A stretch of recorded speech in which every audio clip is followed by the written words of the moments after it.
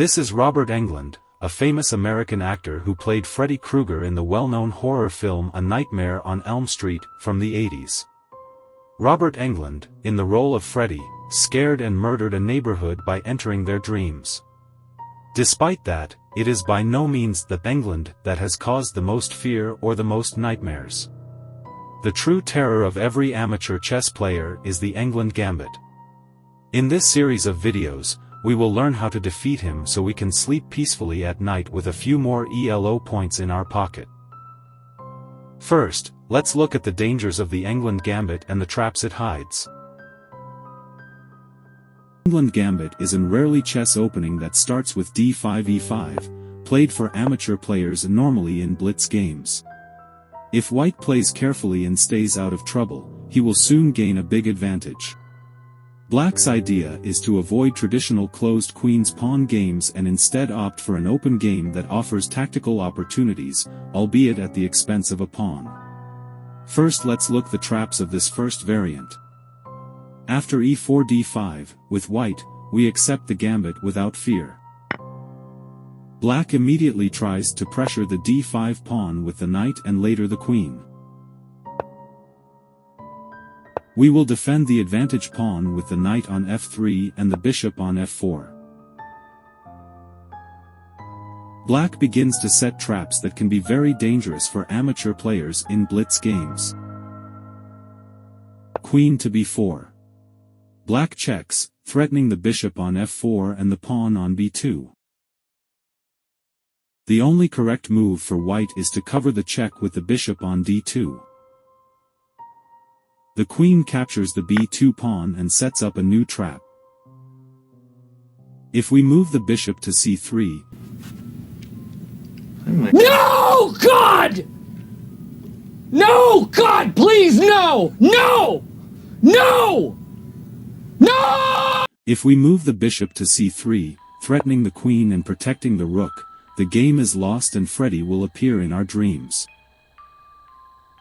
The bishop move to b4 pins the bishop and there is no way out of this nightmare position.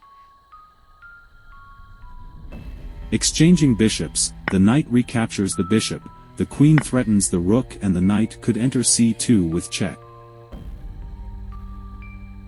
If we protect the bishop on c3 with queen on d2, after bishop by bishop and queen by bishop, Black has a checkmate on c2. It is also not worth capturing the bishop with the knight, since the black queen captures the a1 rook with check.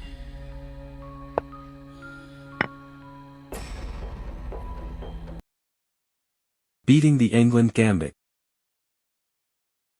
Once we know the trap, let's see how we should play to get an advantage from the Englund Gambit. Let's go over again from the beginning. First, we accept the gambit by taking the e5 pawn.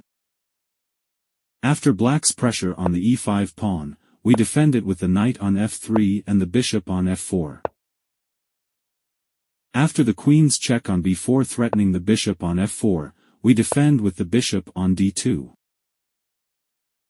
And when the queen captures the b2 pawn, the key moment arrives to protect us from the main trap of this variant of the Englund Gambit.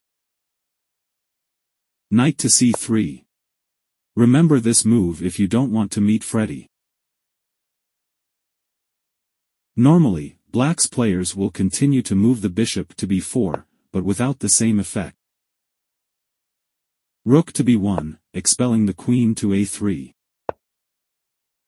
At this moment we already have a great advantage due to the development of our pieces. Although there are other good moves, such as rook to b3, we suggest the knight move to d5, threatening the bishop, and the fork check on c7, winning the rook on a1. Here, black has two options, changing the bishops, in which case we recapture with the queen. Black is forced to move the king to d8 to avoid the knight's fork on c7, to which we will respond with e4, defending the knight and opening the diagonal for the light-squared bishop. Even if black recovers the a2 pawn, with the rook move to d1, we have a great advantage, 3.6 for Stockfish, better piece development, the black king in the center of the board without being able to castle, and we should have no problems reaching the victory. The other option for black is to move the bishop to a5, where we recommend the rook move to b5, threatening the bishop. If black captures on d2, we recapture with the queen.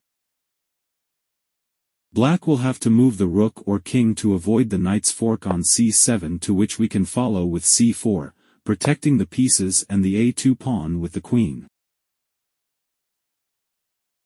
If black moves the bishop to b6, we sacrifice the rook that we recover later with the nice knight fork on c7. Likewise, we have a big advantage, 3.1, with much better piece development than black. In summary, against this variant of the Englund Gambit, you must accept the gambit, and remember the knight move to c3 when the queen captures the b2 pawn. After these tips, you will be looking forward to playing against this variant of the Englund Gambit, gaining a decisive advantage in very few moves. Remember that the main move is kc3, never ever bc3, and you will have a peaceful night, with more ELO points and making Freddy your best friend.